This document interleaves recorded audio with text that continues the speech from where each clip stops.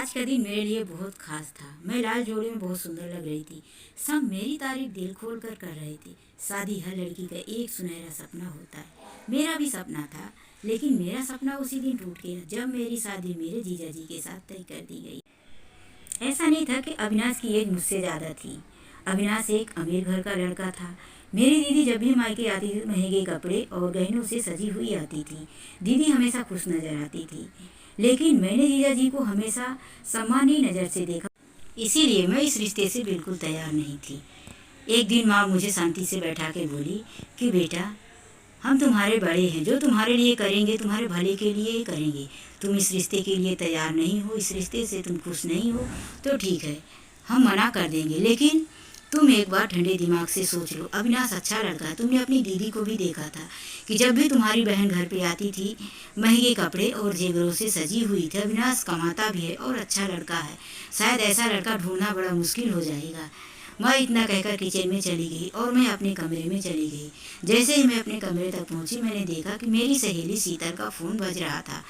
Call आया हुआ था। मैंने कॉल उठाते हुए मन में ये सोचा कि आज मैं अपनी सारी प्रॉब्लम्स अपनी सहेली शीतल के साथ शेयर करूँगी। उसे बताऊँगी कि मेरी शादी मेरे जीजा जी के साथ तय कर दी गई है।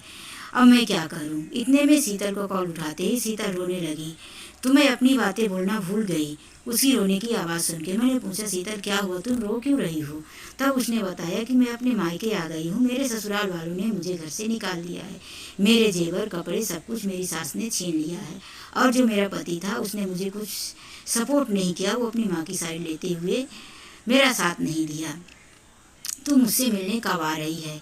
तो मैंने शीतल को बोला कि बहुत ही जल्द मैं तुमसे मिलने आऊँगी, तुम शांति रखो। इतना बोलते हुए मैंने फ़ोन को कट कर दिया और मैं बिल्कुल घबरा गई और सोचने लगी कि आज के ज़माने में किसी के ऊपर भरोसा करना ठीक नहीं है। उसकी बातें सुनकर मुझे लगा कि मेरे माता पिता जो भी मेरे लिए फ़ैसला ले रहे हैं वो अच्छा ही होगा।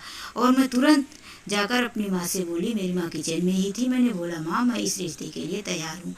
माँ मेरी बात सुनकर अचंभित हो गई कि इतना जल्दी ये कैसे तैयार होगी, इसने इतना जल्दी इतना बड़ा फैसला कैसे ले लिया। और खुश भी हुई कि मैं उसके फैसले को मान गई। और इतना बोलकर मैं अपने कमरे में आ गई।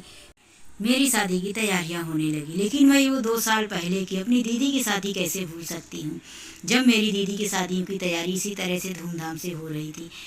हम 2 बहनें थीं, हमारा कोई भाई नहीं। मेरी दीदी की शादी हो जाने के बाद मैं घर में अकेली रह गई थी और मेरी दीदी अपने ससुराल में खुश नज़र आया करती थी। जब भी मेरी दीदी मायके आती तो महंगे कपड़े और गहनों से सजी हुई आती थी। ऐसा नहीं लगता था कि मेरी दीदी को किसी चीज़ की कमी थी। लेकिन एक दिन अचानक फ़ोन आया कि मेरी दीदी की हृदय गति रुक जाने की वजह से मौत हो गई। इतना सुनते ही मेरे परिवार पे दुखों का पहाड़ टूट पड़ा। सब बहुत दुखी हुए। हम लोग कई दिनों तक दीदी के गम को भुला ही नहीं पा रहे थे, लेकिन धीरे धीरे समय के साथ सब कुछ बदल जाता है। हम 2 बहनें और माता पिता घर में थे। मेरी पढ़ाई चल रही थी कि मेरी शादी जीजा जी के साथ तय हो गई और मेरी शादी हुई। मैं ससुराल में आ गई। आज मेरी शादी का पहला दिन है ससुराल में। मैं अपना भारी भरकम शादी का जोड़ा पहने हुए अपने बेड पर बैठी हूँ। तभी मेरी नज़र दीवार पर टंगी तस्वीर पे पड़ती है। वो तस्वीर मेरी दीदी की है और ऐसा लग रहा है कि दीदी मुझे देखकर हंस रही हैं और खुश हो रही हैं कि आज मैंने दीदी की जगह ले ली। मैं दीदी की तस्वीर को देख ही रही थी, तभी दरवाजे खुलने की आवाज़ आई।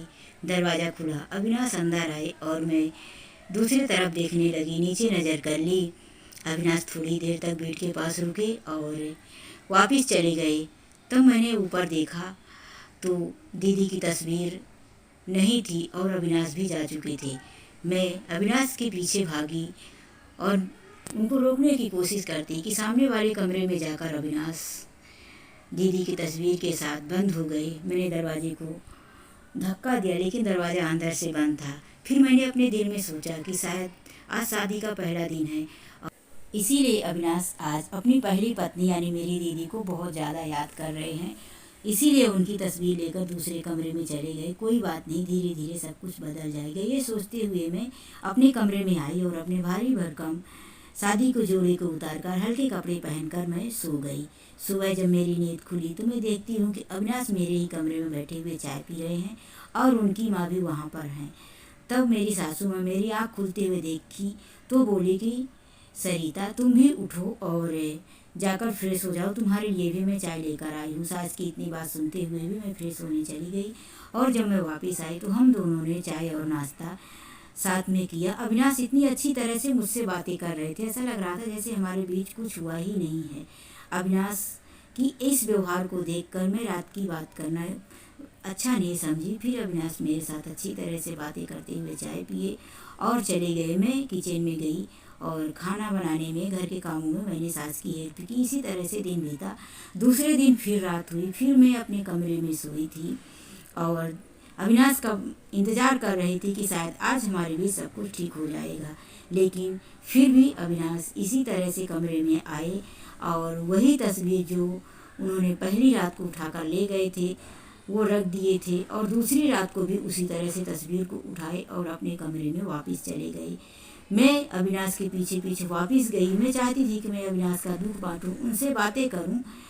यही सोचते हुए मैंने दरवाजे को धीरे से धक्का दिया, लेकिन दरवाज़ा अंदर से लॉक था और कुछ बातें करने की आवाज़ आ रही थी। मैं वहाँ पर खड़ी होकर बातें सुनने की कोशिश की, लेकिन आवाज़ इतनी क्लियर नहीं थी कि मैं बातें सुन सकूं। मैं वहाँ पर खड़ी ही थी कि मेरी सास वहाँ पे आ गई और मुझे इस तरह से वहाँ पर खड़े हुए देखकर बोली, क्या हुआ? तो मैं कुछ बोली नहीं। मैंने नीचे नज़रें झुका ली। मेरी सास इस हालात में देखकर तो समझ ही गई होगी कि इसके अंदर मेरा बेटा है और आज नई नवेली बहू इस तरह से अपने पति के पीछे भाग रही है, तो शायद उनके समझ में आ गया होगा। इसीलिए मेरी सास बोली कि कोई बात नहीं, तुम अपने कमरे में जाकर सो जाओ, धीरे धीरे सब कुछ ठीक हो जाएगा। मैंने सास की बात सुनकर उचित समझा कि अभी शायद मेरे पति को अपनी पहली पत्नी का सदमा लगा हुआ है, वो मेरी दीदी की मौत को भुला नहीं पा रहे। यही सोचते हुए मैं कमरे में आई और कहीं न कहीं मुझे दीदी पर जलन होने लगी कि उन्हें इतना प्यार करने वाला पति मिला था जो दूसरी शादी होने के बाद भी अपनी पहली पत्नी को भुला नहीं पाया। और पता नहीं कब मेरी आंखें लग गई, मैं सो गई। सुबह उठी और मैं फ्रेश होकर अपने कमरे से बाहर निकली और अपने कामों में लग गई। इसी तरह से मेरा दूसरा दिन भी बीत गया। तीसरे दिन तो मैंने सोच ही लिया कि आज मैं सारी बातें क्लियर कर लूँगी, आज मैं अविनाश से बात करके ही रहूँगी। फिर तीसरे दिन उसी तरह से मैं अपने कमरे में आई और आज मैं बैठी नहीं, आज मैं सोने का बहाना करते हुए मैं लेट गई और आंखें बंद कर ली। अविनाश दूसरे दिन भी आए मेरे कमरे में और वहाँ पर थोड़ी देर तक खड़े थे। उन्होंने देखा कि मैं सो गई हूँ और दीदी की जैसे ही तस्वीर उठा के चले तो मैं भी अविनाश के पीछे पीछे गई। आज अविनाश ने दरवाज़ा बंद नहीं किया। उनको शायद ये लगा था कि आज सरिता अच्छी तरह से सो गई है, अब मेरे पीछे नहीं आएगी, इसीलिए उन्होंने अंदर से लॉक नहीं किया और अंदर जाकर दीदी की तस्वीर पर झुके हुए उनसे बातें कर रहे थे कि मेरी सपनों की रानी, तुम अकेली हो, मैं बहुत ही जल्द तुम्हारा अकेलापन दूर करने वाला हूँ। इतना सुनते ही मैं घबरा गई। मुझे ऐसा लगा कि अविनाश भी अपनी खुदकुशी की, आत्महत्या की तैयारी कर रहे हैं, वो दीदी के पास जाने की तैयारी कर रहे हैं। मुझे बहुत दुख हुआ और मैं वापस आई और यही सोचते हुए घबराई हुई पता नहीं कब मेरी आँख लग गई, मैं सो गई।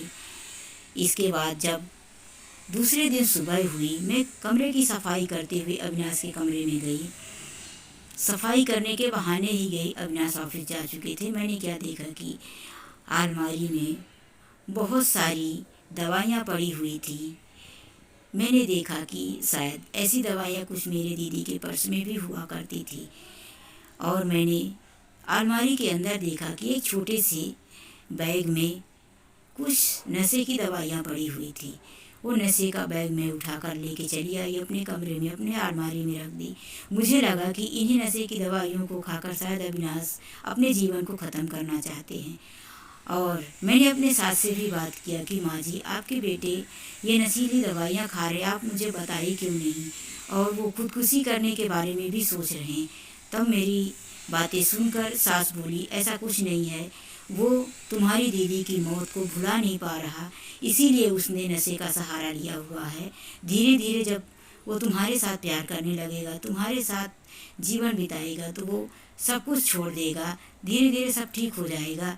मेरी सास इतना बोली और उन दवाइयों को जो मैं रखी थी अपने अलमारी में रख कर और ये सोचने लगी कि आज मैं अविनाश के साथ बातें करूँगी। यही सोचते हुए मैं अपने बेड पे लेटी थी।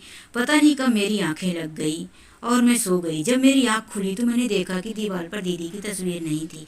मैं दौड़कर अलमारी खोली तो वहाँ पर मैंने देखा कि दवाइयों से भरा हुआ जो पर्स मैंने छुपाया था वो भी अलमारी में नहीं था। फिर मैं गई उसी कमरे में जिस कमरे में अविनाश रोज सोया करती थी। अविनाश ने देखा था कि मैं गहरी नींद में सो रही हूँ, इसीलिए वो अंदर से दरवाज़ा लॉक नहीं किए थे। आज मैंने अंदर क्या देखा कि अविनाश के हाथ में एक नहीं दो फ्रेम था।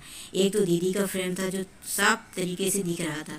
दूसरे फ्रेम में मुझे कुछ दिखाई नहीं दे रहा था कि वो किसका फ्रेम है, लेकिन आवाज़ें साफ साफ आ रही थी जो अविनाश दीदी की तस्वीर से कर रहे थे। वही कल वाली बातें बोल रहे थे कि मेरे सपनों की रानी, बहुत ही जल्द मैं तुम्हारा अकेलापन दूर करने वाला हूँ। वहाँ पर मैं थोड़ी देर तक रुकी थी। मैं बहुत कोशिश की इस फ्रेम को देखने की, उसमें दूसरी किसकी तस्वीर है, लेकिन मुझे कुछ दिखाई नहीं दिया। मैंने सोचा कि मैं पक्का इस फ्रेम को कल देख लूँगी किसी न किसी तरीके से। यही सोचते हुए मैं अपने कमरे में आई और सो गई। दूसरे दिन कमरे की सफाई करने के बहाने मैं उस कमरे में गई तो मैंने क्या देखा कि एक फ्रेम तो उसमें नहीं था जो मेरी दीदी का फ्रेम था। सुबह ही अविनाश मेरे कमरे में उसी तरह से रख के चले जाते थे और दूसरा फ्रेम वहीं पर अविनाश छुपा के गए थे जो कि बिल्कुल खाली था। उस खाली फ्रेम को देखकर मेरे मन में एक अजीब सी घबराहट हुई। मेरे मन में आया कि जो अविनाश दीदी का अकेलापन दूर करने की बात कर रहे थे, शायद वो अपनी मौत की बात कर रहे थे कि मैं भी बहुत ही जल्द ऊपर आने वाला हूँ और तुम्हारी तस्वीर के साथ मेरी तस्वीर भी इसी फ्रेम में लगेगी। ये सोचते हुए मैं सास के पास गई और बोली कि माँ जी, आप कुछ करती क्यों नहीं? आपके बेटे बहुत ही जल्द खुदकुशी करने की तैयारी कर रहे हैं, वो अपनी मौत की तैयारी कर रहे हैं और आप कुछ कर नहीं रही हैं। देखिए, वो एक नई फ्रेम भी लेकर आए हैं और मैंने उनसे बातें करते भी सुना है। वो दीदी के साथ, मतलब दीदी की तस्वीर के साथ बातें कर रहे थे कि बहुत ही जल्द मैं तुम्हारा अकेलापन दूर करने वाला हूँ। मेरी सास को मैं इतना बोली तब सास बोली कि तुम टेंशन मत लो, मैं कुछ करती हूँ, मैं अविनाश से आज बात करूँगी, तुम अपने कमरे में जाओ। इतना बोलने पर मैं अपने कमरे में आ गई। कुछ टाइम के बाद मेरी सास मेरे कमरे में आई और बोली कि सरिता, मेरा सिर दुख रहा है, मेरे मोबाइल का जो बैलेंस है ख़त्म हो गया, तुम अपनी मोबाइल में ये नंबर लगा के दो, मुझे डॉक्टर से बात करनी है, उनसे दवाइयों के बारे में पूछना है। तो सास ने जो नंबर मुझे दिया मैं वो नंबर लगा के सास को दे दी। सास बात करती हुई अपने कमरे में चली गई। सास कुछ टाइम तक बात करती रही और वापस नहीं आई तो मुझे ऐसा लगा कि मेरे मन में थोड़ा सा ख्याल आया कि ऐसी कौन सी बात है जो सासू माँ इतनी देर तक कर रही थी। तो मैंने सोचा कि शायद दवाइयों के बारे में ही पूछ रही होंगी, हो जाएगी बात तब वो मेरा मोबाइल वापस ला के देगी। यही सोचते हुए मैं अपने कमरे में बैठी थी। मेरी सास मेरा फ़ोन लेके आई और वापस कमरे में चली गई। दिन बीत गया। शाम के टाइम में जब अविनाश घर पे आए तो उनके हाथों में एक पिज्जे का पैकेट था। वो मेरे लिए पिज्ज़ा का बॉक्स लेके आए और अंदर आते हुए बोले कि सरिता, तुम्हें पिज्ज़ा पसंद है ना? पिज्ज़ा तो तुम्हारी दीदी को भी बहुत पसंद था, लो आज मैं तुम्हारे लिए पिज्ज़ा लेकर आया हूँ। अविनाश इतना बोले तो मैं बहुत खुश हुई कि चलो, ऐसा लग रहा है कि अविनाश ही कभी कभी ऐसा बोलते थे कि मुझे लगता था कि सब कुछ ठीक हो गया है और मैं अविनाश की बातों को भूल जाया करती थी कि अब सब कुछ ठीक होने वाला है।